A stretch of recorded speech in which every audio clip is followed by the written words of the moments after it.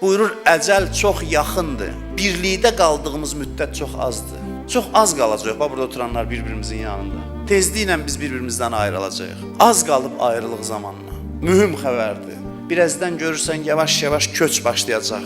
Karvan görsən ziyarətə gedirlər, bir yerdə saxlayırlar ki, arxada qalanlar da gəlsin, gedək. Bunlar bərzəxdə o vəziyyətdədir, bizi gözləyirlər indi.